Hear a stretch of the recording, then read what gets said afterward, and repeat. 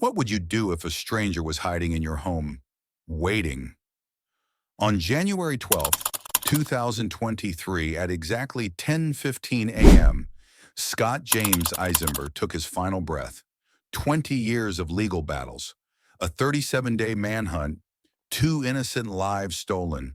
But here's what haunts me most. In his final moments, he whispered, "My conscience is clear." How can a man who destroyed so many lives claim peace? Let me take you back to where it all began. October 18th, 2003. Depew, Oklahoma.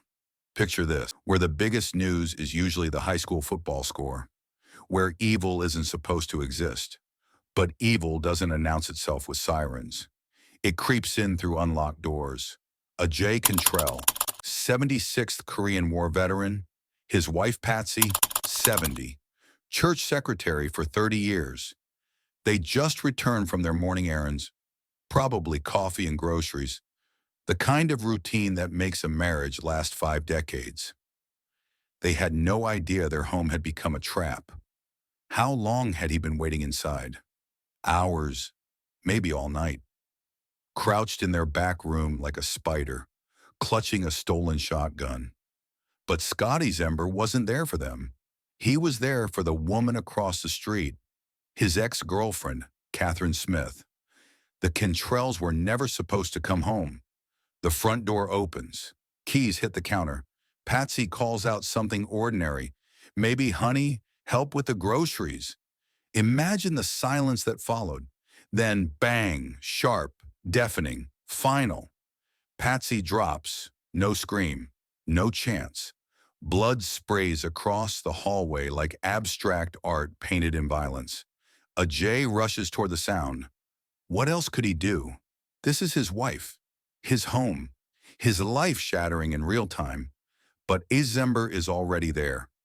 Picture this scene. An elderly man's weathered hands gripping a gun barrel. Furniture crashes. A lamp explodes. 30 seconds that feel like eternity. Then the beating begins. The shotgun stock crashes down. Again. Again. The sound, bone-meeting wood, echoes through a house that had only known love for 50 years. How many times does it take to kill hope? When it stops, two lives are gone. Not from hatred, not even from planning, just because they were in the way. Across the street, Catherine Smith has no idea death just knocked on her neighbor's door. But her nightmare is just beginning. Minutes later, glass shatters. Her teenage son screams. Her elderly mother begs for mercy. Eizember moves through her home like a predator. He shoots the boy in the back, beats the grandmother, leaves them bleeding but alive. Why did they survive when the Cantrells didn't? Because this time, it was personal. This time, he wanted them to remember. The first 911 call, I heard a loud bang, then screaming, then nothing. When deputies arrive, they find more than bodies. They find a story written in blood, muddy boot prints that don't belong, fingerprints on broken glass. A trail of blood drops, his blood, leading away from the scene. The killer had made one mistake. He bled. By evening, they have a name, Scott James Eizember. The manhunt begins. Imagine your town under siege. Roadblocks everywhere. Helicopters circling. Every shadow could hide a killer. People sleep with guns. Children walk in groups. The American dream becomes an American nightmare. Where do you hide when everyone is looking for you? Stolen cars, abandoned buildings, empty farms. For 37 days, Eizember becomes a ghost haunting Oklahoma's back roads. Then, Arkansas, a carjacking, a doctor driving with his wife when a gun appears at their window. Drive, Eizember commands, or she dies. But the doctor has a secret. Hidden in his van is a pistol. One chance, 4 shots. Eizember falls, finally, but he's still breathing. Who was Scott James Eizember before he became Oklahoma's most wanted? Born 1960, unremarkable childhood. construction worker, divorced, lonely. When does disappointment become obsession? Multiple restraining orders, domestic abuse allegations, a man who couldn't let go. When Catherine Smith ended their relationship, she didn't just leave, she ran, she hid, she feared for her life. She was right to be afraid. The courtroom falls silent as survivor testimony begins. A teenage boy describes being shot in the back, begging for his life. Some jurors weep, others turn away. But what does justice look like when the damage is already done? The defense argues mental illness, broken childhood, a man who lost control. The prosecution shows the evidence. This wasn't madness. This was calculation. Verdict, guilty. Death sentence, 150 years in prison. But the real sentence, 20 years of waiting. January 11, 2023. 5:10 p.m.